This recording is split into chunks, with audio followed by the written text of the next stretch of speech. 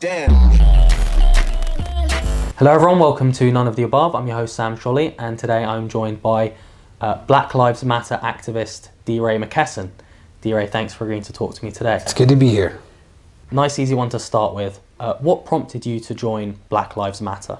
So remember that the movement is bigger than any one organization or any one set of people, and I'm proud to be one of the protesters. So in August of 2014, I was sitting on my couch. It was August 16th at 1 o'clock in the morning, and I was seeing the protests in Ferguson. I saw what was happening on CNN. I saw what was happening on Twitter, and I was like, something's wrong. You know, Mike got killed on August 9th, and on August 16th, I was like, I'm gonna go. So I got in my car, drove 9 hours, didn't know anybody in St. Louis, didn't know anybody in Missouri, and I said, I just wanna be there. I just wanna see myself. Drove 9 hours, 7 hours in, I got a message from somebody who saw my post on social media, and they found somewhere for me to sleep, and that was the beginning of my story. So the second night I was in St. Louis was the first night that I ever got tear gas, and it was in that moment that I said, I'll do whatever I can to make sure other people don't have to experience this, and it was then that I considered myself a protester for the first time. Have you experienced instances of racism personally? So many people of color have. I would say almost every person of color has experienced some sense of racism, a loss of power, or a sense of the loss of power because of someone's race. So whether that is in school, being treated as if you're not smart, whether that is being followed in a store, whether that is the police being particularly brutal and vicious, so many people have. So you know, I can't think of I can think of so many things that I don't even know where to start. But with the police, what we saw in protest, and one of the reasons why we continue to be in the street, is that we know that the police disproportionately target communities of color, that the police in America kill about 3 people a day, that the majority of people killed by the police are black men and women, and we know that that doesn't have to be like that. Why do you think militarization of the police should be considered a black issue rather than an American issue? When police killed white people, I think, nearly twice as much as black people in 2015. Yeah, so again, that statistic is misleading because it doesn't account for the proportion of white people, that there are just more white people. But proportionally, black people are killed at a disproportionate rate than the population. So that is real, like the numbers bear that out, and that continues to be the case. And because that's true, it's why we fight. Like, we know that police officers, the way that they police communities of color is just different, and the way they use force is different, and we've seen that time and time again, that so many people killed are not only unarmed but aren't a threat, have not done anything to anybody. You think about Eric Garner, you think about Rekia Boy, you think about so many people who have lost their lives because of the police and haven't done anything, and so many of them are people of color. The movement, though, is about ending all police violence, right? Like, it is focused on people of color because we know that that's where there's a particular problem, but nobody should die at the hands of the police. We believe that. Isn't that disparity, though, largely caused by the fact that black people in the US commit certain crimes disproportionately, given their population size? And so engage with police more, as you'd expect? No, so what is true is that black people are policed differently. So white people and black people, no study shows that they commit crime at disproportionate rates. What studies do show is that they actually are charged and convicted and arrested at disproportionate rates. So black and white drug users, the data would show that white people use drugs at a higher rate, right? They're not policed at a higher rate. Black people are policed at a much, much higher rate, for instance. In a previous interview, you said that black people can't be racist.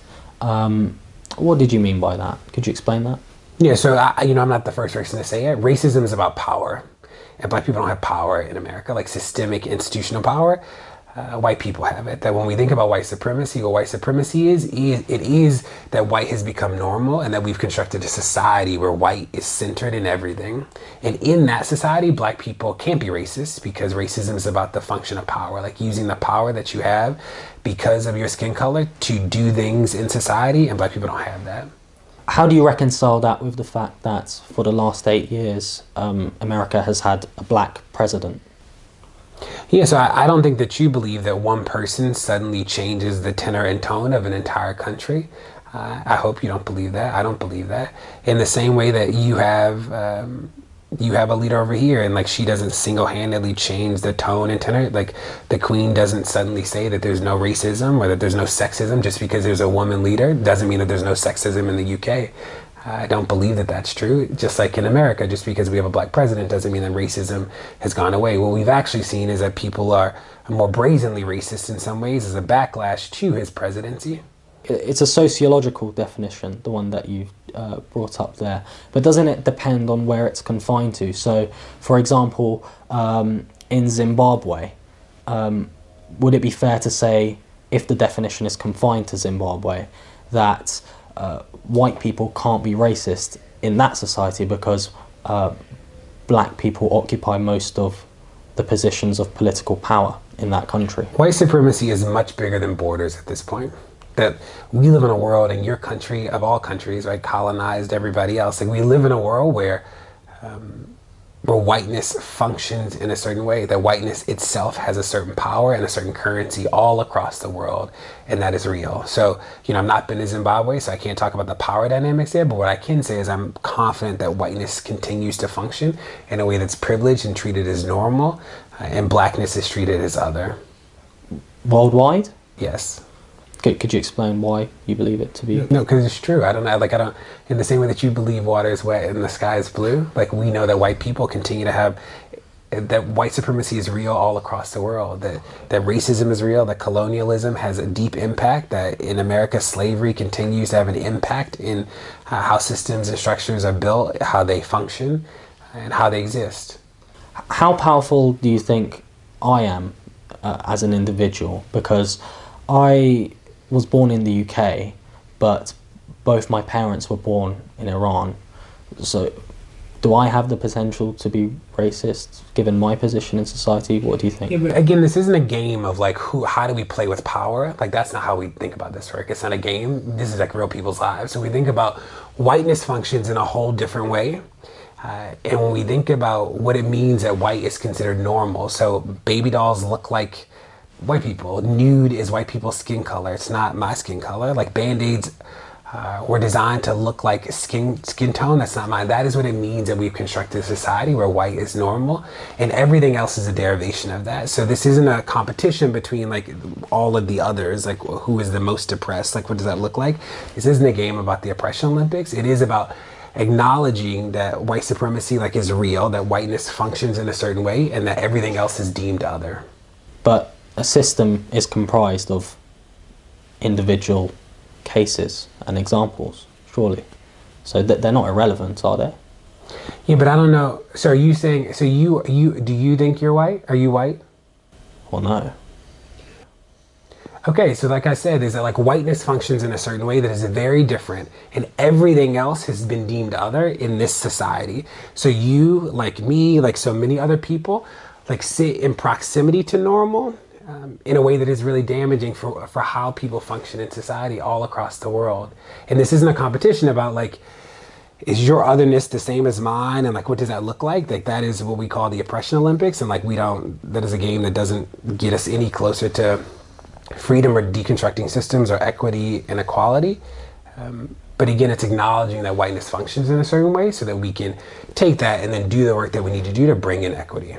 But what I'm trying to say is, doesn't the definition kind of fall apart when you look at individual cases and examples? So for instance, between me and you, I'm a brown person who was born in the UK, you're a black man who was born in the US. Who can and can't be racist to whom? Yeah, I don't know. Maybe you just misunderstand the definition that like, and I can repeat it, that racism is about power. And in this society, like if it is me, you, and a white man, that the power dynamic privileges whiteness, that is real. In almost every context, that is a real thing. And that is what I mean when I say like racism, that in that context, that there's someone with more power just because of the sheer color of their skin. And that is a tangible, real thing in this society. It doesn't fall apart at the person level. If anything, that is like how people experience it and understand it. So like, no matter how many schools I've gone to, how many jobs I have, when I'm out in the street in a hoodie, I'm a black man to people, and that reads a certain way. Whereas white people, same context, like same whatever, their whiteness like protects them or functions in a way that is very different. And the same with you, is that that the power dynamics always are at play, and it doesn't fall apart at the person level. Okay, so let's move on. What, if anything, do you think Black Lives Matter should do to address the large number of black kids that are growing up in single-parent households in the US? You know, I think it's always interesting that people ask these questions that sort of assume that when Black people organize, if they don't tackle every single issue that people want them to, that like it's not real. So in the same way that if I went to a breast cancer rally, like people wouldn't yell out colon cancer matters, that people can actually focus on one thing and be specifically targeted towards that. That's a real thing. So in the movement, it is about ending state violence and the conceptions of state violence, whether that is the police, whether that is mass incarceration. It's about undoing those systems. When we think about what the family looks like, again, I don't know how much you know about the history of like redlining or public housing in America, that when we look at statistics like single parents, like that is really, it's really disappointing that you brought that up, because that is like such a misleading statistic. And well, why is it misleading? Yep. So the history of public housing in America disadvantaged two-parent homes. So like if there's a male present, there were people who would lose their benefits. So there are a lot of families that like look, that exist in a range of different conceptions that are like valid families. So like I would never say that like just because there is only a mother, that's the only way that families can be, or that because the two parents aren't married, which is like how you get statistics around like who's single or not, that's not a real family. That like this is about broadening. This is also about broadening the conception of what Blackness looks like, the complexity of Black identity, whether that is about family, whether that's about identity, whether that's sexuality, gender identity, that this is much broader than these like confining notions that you present. And I do think that people are working thoughtfully all across the country around like sort of being really imaginative about what families look like, that people are thinking really deeply about identity and sexuality and the trans community in ways that we've never talked about in public, that people are being really thoughtful about public education, people are being really thoughtful about food deserts and housing, that there's so many people working on these issues all across the country, whether it's community violence, a whole range of things. But when I think about one of the core issues around the movement has been about state violence, and that's real.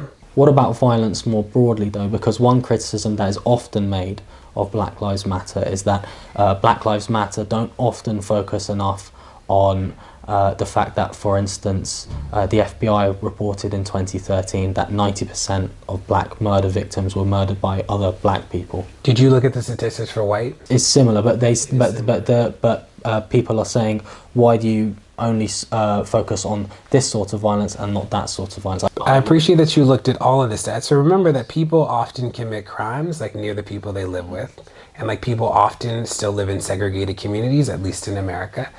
So that is real. So there's not like an epidemic, there's not like a spike, like this is how crime patterns work.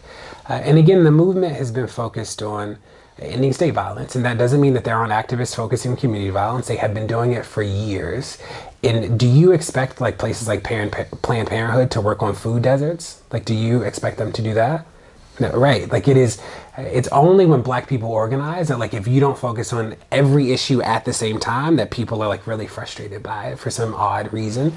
And we've seen organizations and organizers all across the country pinpoint specific things and work on them. And that's okay. And I think that the movement has like focused on state violence and the conceptions of it. And that people within the movement, rightly so, have like branched out to talk about a range of issues. I think community violence is one of them. People were doing that way before the protest started, and people have continued to do that. Do you accept the criticism that Black Lives Matter don't focus enough on that as a movement? No, I don't know. That was my yeah, but I don't know who the arbiter is of what is enough. Like the politics of enough, I think, are dangerous. I don't know what that looks like. I don't know who gets to decide like what enough looks like. What I do know is that people all across the country have been and continue to work on community violence initiatives. And do it really well. That like 2 years ago, the protest started and like people got into the street around conceptions of state violence. And that in the wake of that, so many more people have become activists and organizers and have found their voice. And some of those people have started to also work on community violence and some other issues. And that's really powerful. But what brought people to the street was the conceptions of state violence. But there are a number of demands that Black Lives Matter have made on their website that don't appear to be you should ask. So I have no affiliation with that organization. So you should ask. I don't have a response to those. One thing they said, and I wonder what your opinion is on it, is that they want public financing of elections and the end of money controlling politics through ending super PACs and unchecked corporate donations. Is that something you agree with? So remember that the movement is bigger than any organization, and no organization started the movement. And there's so many incredible activists and organizers all across the country who come out with platforms, and I can't again speak for ones that I have not been a part of. When I think about public financing in this specific issue, I have no comment about the platform in general. But I think public financing is an important thing. It's in some of the cities in the country. It's not in the majority of them. I think that it should be. We've seen the influence of money and big money really sway elections in ways that haven't been in the interest of people, and definitely not marginalized people or people of color.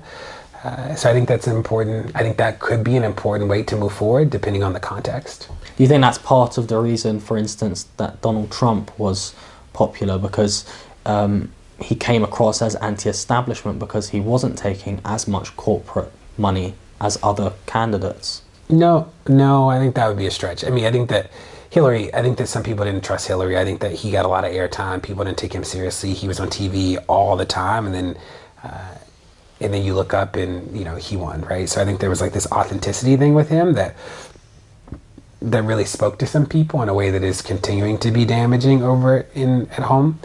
But I don't think it was about public financing. He is a billionaire, or he purports to be a billionaire. We have no clue whether he's a billionaire or not, because he is the only president in recent history who has not released his tax returns.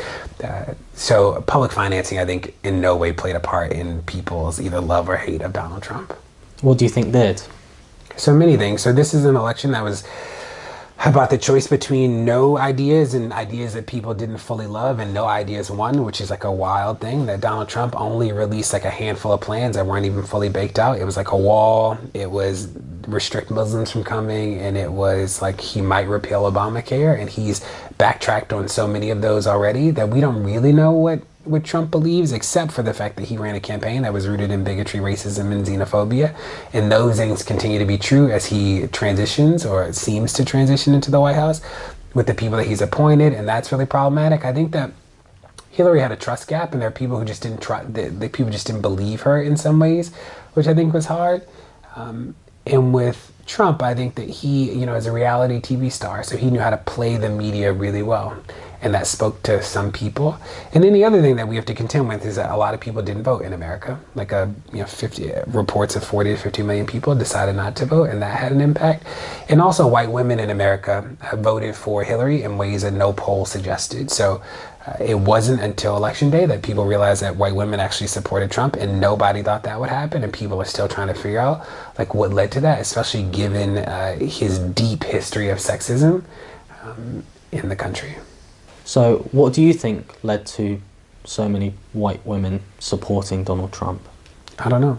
I think we're all trying to figure it out. I mean, remember the election just happened, so no poll suggested it. Even the best thinkers didn't think it. No expert thought it would happen. And I'm not a white woman, so I have no clue like why they voted against what I perceive to be their interests as women to support him. Do you think Donald Trump is racist? I'm positive Donald Trump is racist. Why do you say that? So I don't know if you've seen, but they have been having hail Trump rallies, like it's something that's starting to happen in the country. And he has been really clear about demonizing people because of their backgrounds, whether it's their ethnicity or their religion or their race. And like that has been clear. So when he talks about black people, he only talks about black people in inner cities as if every black person lives in an inner city. The way he talks about policing and criminal justice is very much in line with this idea that black bodies need to be managed and controlled at all points.